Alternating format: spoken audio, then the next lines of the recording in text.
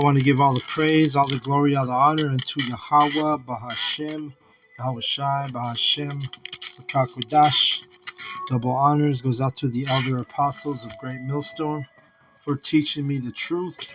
Also, I want to acknowledge all the Akyam who are pushing the truth with sincerity throughout the four corners of the earth.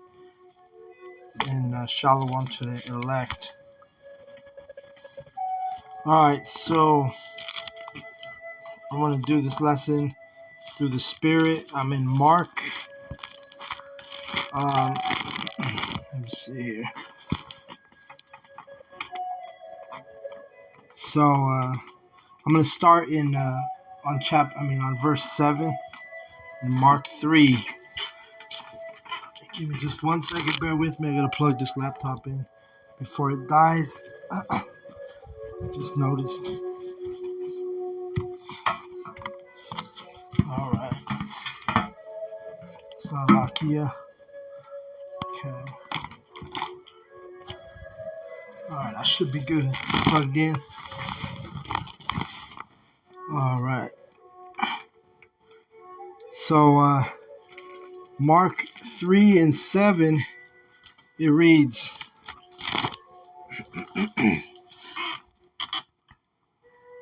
But Yahushua withdrew himself with his disciples to the sea, and a great multitude from Galilee followed him from Judea, and from Jerusalem, and from Idumea, and from beyond Jordan, and they about Tyre, Sidon, a great multitude, when they had heard what great things he did, come unto him. Because Yahushua was performing miracles, he was healing, right, if you start at Mark 3 and 1, it talks about him healing a man with his hand that was withered, a withered hand. So he was performing miracles. So people were trying to, they wanted to witness and see Yahushua. All right. So, and it even shows you from people from Idumea. So what's Idumea? That's the Greek way of saying Edom. So which those people were Israelites who were scattered in Idumea. Verse 9. And he spake to his disciples that a small ship would wait on him because of the multitude, lest they should throng him. And when we go in that word throng, it means to press upon him or to crowd him, So Yahushua had a boat prepared because that's how popular and how famous, he was. Just like our elders, The elders are famous, because you have people all over the planet Earth who they know about the elders, and the elders the internet does the heavy lifting, but nonetheless the elders were famous or are famous. They're known because that's what that word famous means. Let me get that word, the definition. But Yahushua, he had a following. People wanted to witness Yahushua, right?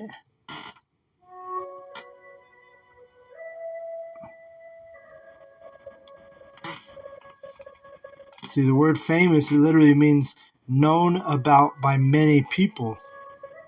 All right. So the elders, they're literally famous because they, they have the Israelites, the men who are sincere from GMS. They have a lot of viewers. People know about our elders. Even people that are not in the truth, right? And that's all it means, is known about by many people. That's what that word famous means. Doesn't mean you're a celebrity. There's a difference between celebrity and famous, all right? So anyway, and I do want to reiterate, that's not why the elders, or that's not why we do this truth, is to become famous. That's just it's part of the gig, for some of us, are going to become famous in this knowledge. Just like Yahushua, you had all the people, they wanted to see him. They wanted to see his miracles. Okay. Verse let's see, verse 8, or no, I'm sorry, verse 10. He had healed many, and so much that they pressed upon him to touch him, as many as had plagues and unclean spirits, when they saw him, fell down before him and cried, saying, Thou art the Son of the Most High. You see, so that shows to you, because of this curse, we're scattered in all nations. Those people that were coming from Idumea, those were Israelites. So you had Israelites in Idumea during the time of Yahushua. Okay, because ain't no Edomite gonna come and have that type of faith to be healed by Yahushua.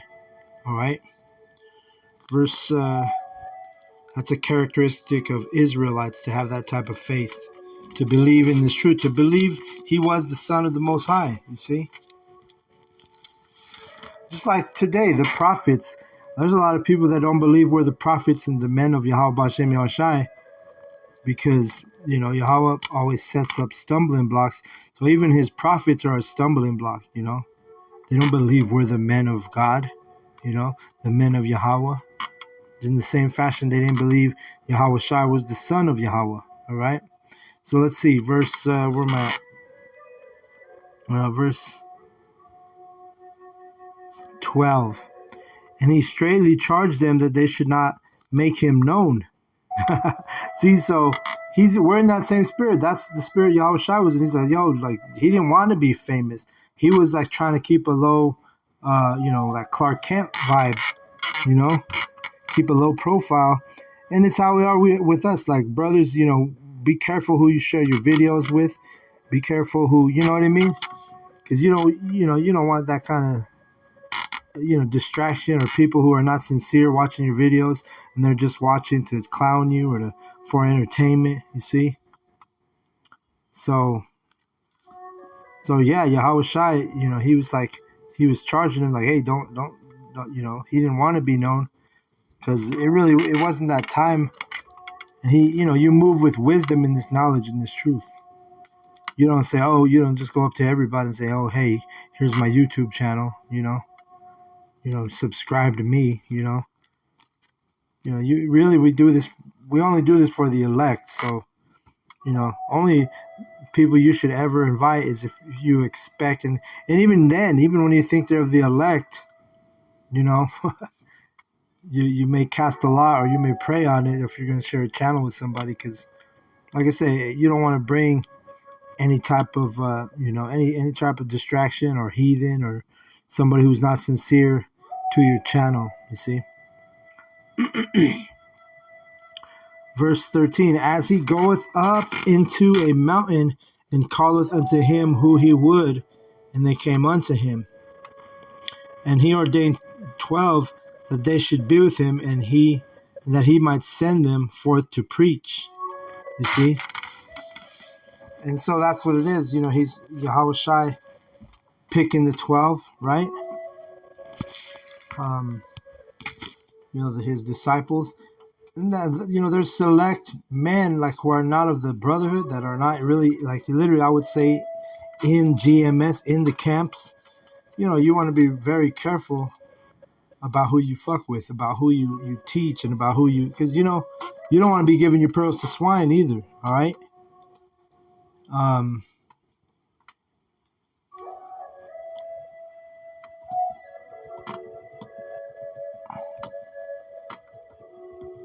Let me get this precept real quick.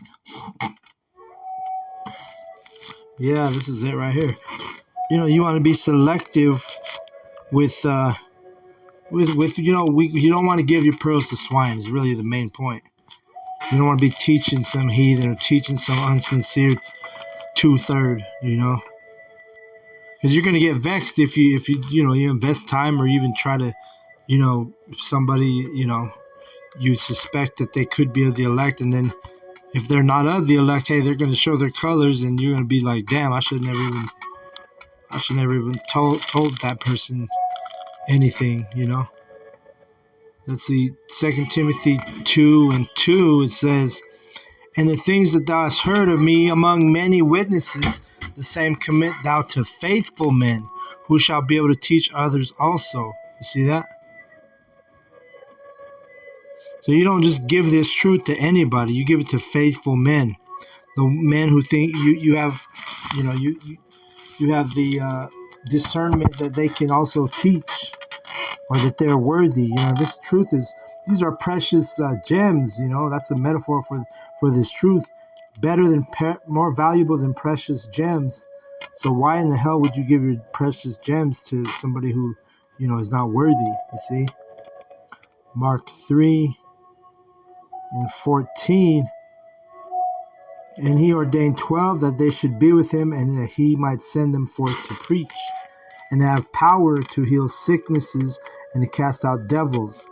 Right? And because really, the not having this truth, not knowing this, not having this knowledge and this truth, you're actually sick. You're considered sick. Like if you're a so-called modern Christian, or a Jehovah's Witness, or a Catholic, or a Muslim, part of the Nation of Islam, all that, all those things, you're considered sick. You're not in this truth. If you only can receive the Old Testament and not the New Testament, or you only receive the New Testament and the Old Testament, you're not on the right. You're not in the right mindset. You're not in the right spirit. So you're literally considered sick, right? Because not having this knowledge, not having this truth, you're sick. Isaiah 5:3 comes to mind. Or is it 5? No, let's see. It might be Jeremiah. Shoot. Let me see. Isaiah 1:5, maybe. Yeah, this is it. Isaiah 1:5. Why should you be stricken anymore? Ye will revolt more and more. The whole head is sick, and the whole heart faint. Meaning, the leadership of Israel, Isaiah was talking about the whole head of Israel. The leadership of Israel was sick. Why? Because they were going off. They weren't following the truth. They weren't in the right spirit. Our people this is part of our punishment. Being raised in captivities, we're caused to go off. So this is part of the sickness that we heal when you teach somebody, or somebody through us, because we're the vessels that Yahweh uses to teach Israel. But if you happen to come across, or I should say, if one of the Israelites comes across one of the 1/3 comes across the prophets of Yahweh Bashem Yahushai, and they believe, and they're dialed in, then guess what? That's how you heal a sick person. You're healing them because you're taking them out of that false doctrine or false belief system that they were, that was polluting their mind before they came across the truth. All right. So Mark, people say that too. Oh, he's sick in the head.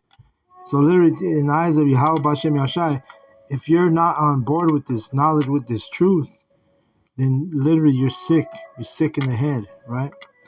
Mark 3:16. It says, and Simon, he surnamed Peter, and James the son of Zebedee, and John the brother of James, and he surnamed them Boanerges, which is the son of thunder, and Andrew and Philip and Bartholomew and Matthew and Thomas Thomas is the same thing, and James the son of Alphaeus and Thaddeus and Simon the Canaanite, which obviously Simon wasn't a Canaanite, but that was for a region he was scattered in. He was an Israelite scattered in Canaan. See, these Christians, they literally read, oh, he was a Canaanite. He wasn't an Israelite. Because they don't know the mysteries. They don't know the secrets.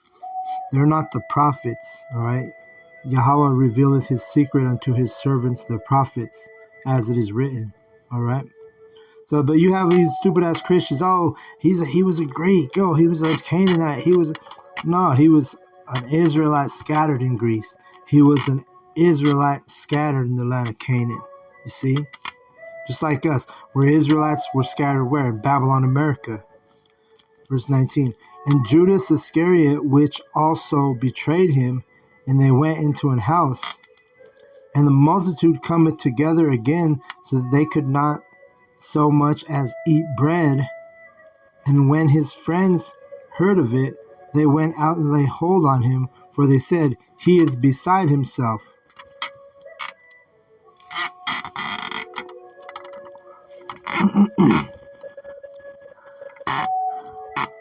Let me see.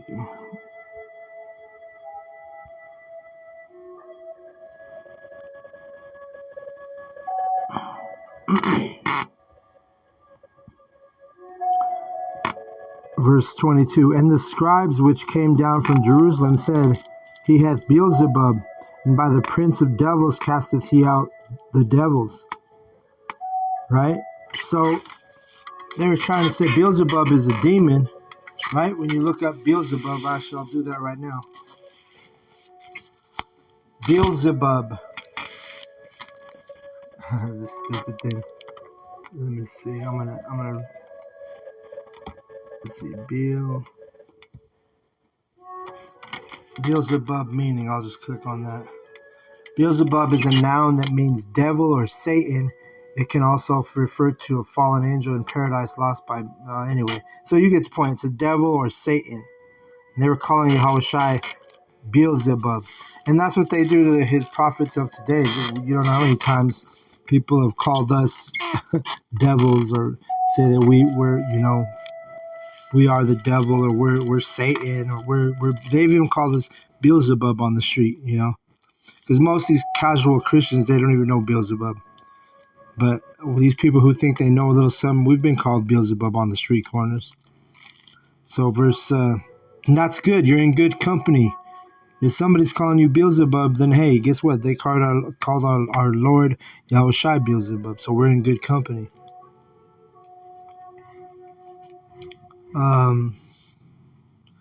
It says in verse 20, and the multitude cometh together again so that they could not so much as eat bread. And when his friends heard of it, they went out and laid hold on him, for they said, he is beside himself. See, and they're talking about Yahushai. And the scribes which came down from Jerusalem said, he had Beelzebub, and by the prince of the devils casteth he out devils. See, they were hating on Yahushai. And verse 23, and he called them unto him, and said unto them in parables, how can Satan cast out Satan? And if a kingdom be divided against itself, that kingdom cannot stand. Right? And that's how Babylon America is. And it's really going to be that way when they enforce that prophecy of the micro C hip. Because you're going to have people who are going to be like, hell no, I ain't putting that in my body. But then you're going to have the half, or, the 2/3, the heathen. The majority of the heathen are all going to want to take that micro C hip. So this kingdom, Babylon America, is going to be greatly divided. And that shows you we're in the last days, because you look at all the technology, they're already talking about, moving in this direction. All these different countries, wanting to cashless societies, cashless countries, And the definition of a cashless society does not necessarily mean microchipping. It could also refer to, just credit cards and whatnot. But we know that this is the agenda of the wicked elite. And, you can look it up. Sweden is a lot of people in Sweden. They're kind of like the forerunner of the micro C hip. So when that thing gets to Babylon, we know that this end is coming soon, because this kingdom is already greatly divided. And just like Yahushai said in verse 25, and if a house be divided against itself, that house cannot stand. And if verse 26, and if Satan rise up against himself and be divided, he cannot stand, but hath an end. And that's like the twofold, right? Because you're going to have the Edomites, who are the spiritually, Satan manifested in the flesh, the so-called white man. He's already technically he's divided, right? Because you got Russia, who those are Edomites. You got Babylon America, who are the rulers of this, place. They're also Edomites. They're divided. They're the ones who are going to go to war against each other, So Satan, the so-called white man, he's already divided, really, when you get on a global level, Verse 27. No man can enter into a strong man's house and spoil his goods, except he will first bind the strong man, and then he will spoil his house. Right. And really, Babylon America is you could look at it as that strong man's house that's about to get divided and spoiled, and bind it, because this place is collapsing. You look at the BRICS nation. They had a there was an article I saw yesterday. Basically, they're saying how the BRICS, their currency, and I don't even know what the BRICS currency is. Let me see. Let me look it up. Let's see. I don't know if they have a name for it.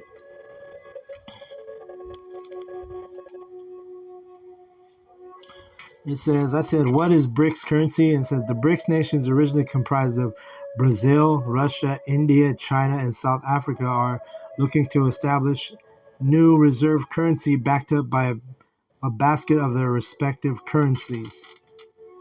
And then other questions pop up. Will BRICS replace the US dollar? So if you watch especially that show Redacted, they go in on that, how basically this place, BRICS is part of the reason why the economy and the money for Babel, the currency, the dollar is going to crash.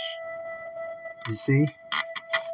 So that's that strong man America being binded up. Right? When the dollar crashes, that's going to that's basically the beginning of the end for this place, right? And these other countries, they're turning against Babylon, America, because they're not, America. Every country, every nation used to rely on America, and now it's not that way. You have these countries who are becoming powerful and rich, and basically they're going to overcome financially. Being the stronger nations with finances and even with military, right? But we know that that the next superpower is going to be Jacob in the kingdom of heaven. The nation of Israel is going to be the next true superpower after Esau Edom and his system collapses. All right, as it is written in 2 Esdras 6 and 9. For Esau is the end of the world. So Esau Edom, the so-called white man, he's the one ruling right now. And Jacob is the beginning of it that followeth. You see? So we know Jake is going to be the next superpower, which that's going to be in the kingdom. The micro C-hip, all this madness, all these prophecies start unfolding. Then right after that, we'll be waiting for that world war to pop off. World War III. All right? So that's what it is, right? Let's get Mark 3, and where am I at? 28. It says,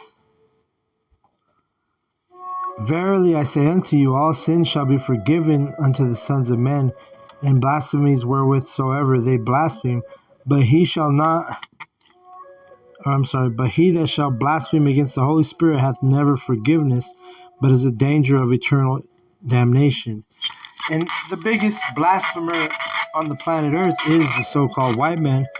Because why? He sets himself up as God. That's blasphemy. The so-called white man was never God on the earth. But he's one of his powers is deception. So he set himself up as God, at which all these different nations, especially in Babylon, America, they believe him to be the God. That's why they got white Jesus, because they set him up, he set himself up as God. You tells you that in 2 Thessalonians 2, right? It says, we'll get right here in verse 3.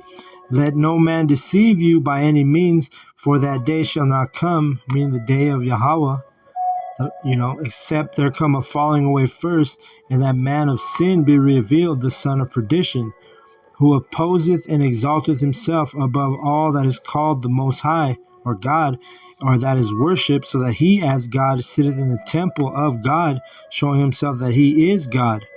You see, that's blasphemy. All right? Yahweh Ba'Shem Yahushua are the Father and the Son, whether you're able to receive that or not. Right? So, the one they call Jesus, the one they call God, those two, when people in America picture Jesus and God, they picture them white dudes with long hair, beards, leprosy on their skin, which leprosy is literally just white skin, you know, or really in their case, red skin, because they're Edomites. That's what Edom means, red. So they, he's the so-called white man has set himself up as God. So he's the biggest blasphemer, the biggest violator when it comes to this Holy Spirit, right? The truth. Mark 3 and let me get that again. Let me read it again. But he that shall blaspheme against the Holy Spirit hath never forgiveness, but is in danger of eternal damnation. And who is that that's going to be eternally damnation? It's the so-called white man, because he's going to get eradicated after 1,000 years of hardcore slavery in the kingdom of heaven, when we're in the rulership seat, when we're in the power seat, right? Mark 3 and 30, because they said he hath an unclean spirit. Therefore then came his brethren and his mother, and standing without sent unto him, calling, and a multitude sat about him. And they said unto him, Behold, thy mother and thy brethren without seek for thee. And who is, see, so people were trying to catch up Yahushua, like trying to talk shit, saying, hey, your mother, your real brother, your real mother, your real brother, and your sisters, your brothers, they're over there. They ain't even listening to you. And that's how it is. Everything is relatable in this truth, because how many times have you shared with your brother in the flesh, your brother in the, your family, your family that I'm talking about, not talking about the brotherhood. I'm talking about your real mother, your real brother and sisters in this truth.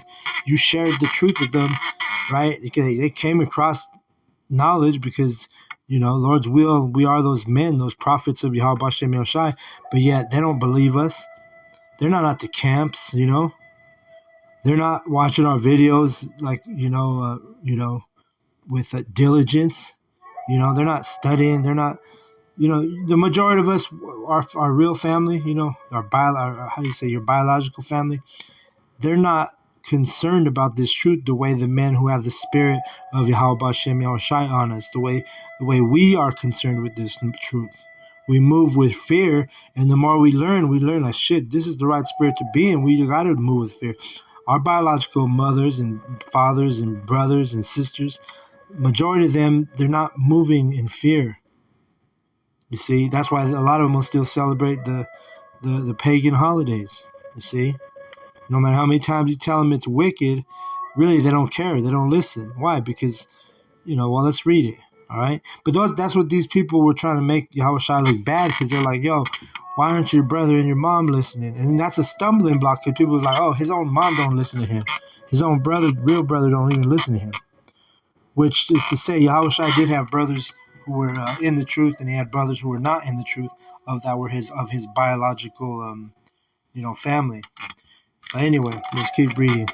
Mark 3 and 33, it says, And he answered them, saying, Who is my mother, or my brethren? And he looked round about him on them which sat about him, and said, Behold, my mother, my brethren.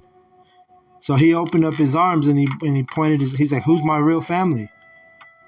Because he knew his other family, his biological family. Well, like I said, he had two brothers that were in the truth and two brothers that were not in the truth. I believe that's what it is, because he had four brothers. Yahushua had four biological brothers. Two were in the truth, two were not in the truth. Okay. But Yahushua, he answered and said, hey, look, who's my family? Who's my brother and he points at his disciples, the ones who were, in the truth, his brothers, just like us, GMS, we got our brothers in the camps. Those are our true family, And really, the more you're in this knowledge and this truth, you'll start to see that you don't get vexed by the brotherhood like you do with your biological family, which is to say, I know brothers have disputes here and there, which, we need to repent from that type of spirit. And also, for the most part, though, we're the brethren are that's the true family. You don't really go through that with your if the brothers are sincere, you're able to move in harmony, Verse 35. For whosoever shall do the will of the Most High, the same is my brother and my sister and my mother. So that's our true family, right? The true family for the ones who are in this truth, for the 1/3, for the elect, is going to be the ones who are doing the will of Yahweh, Bahashim Yahushai, right? There's going to be women in this thing. Maybe not a lot of them right now. Maybe the elect has not been sealed as far as when it comes to women, right? But that's coming. That prophecy's coming. You just got we just need hell to break loose here in Babylon, America. We need this dollar to collapse. We need, the microchip to be mandated. And during that time, that's when the Lord's gonna really seal the elect, because you're gonna have women who are gonna become desperate, and they're gonna believe this truth, this knowledge. Which I'm not saying that there ain't no women right now. There could be. Me personally, I don't really know a woman who's locked in this truth. Personally, I don't. That's like a unicorn right now, but it's coming. So. I'm going to go ahead and just close out on that. But the true family, brothers, is the ones who do the will of the Most High, the same as my brother and my sister and my mother, like it says in Mark 3:35, right? So I'm going to go ahead and close out on that note. I hope the lesson was edifying. I want to give all the praise, all the glory, all the honor unto Yahweh, Bahashim, Yahushai, Bahashim, Rikakudash. Double honors goes out to the elder apostles of Great Millstone for teaching me the truth. Also, when I acknowledge Al-Hakim, who are pushing the truth with sincerity throughout the four corners of the earth. And shalom to the elect.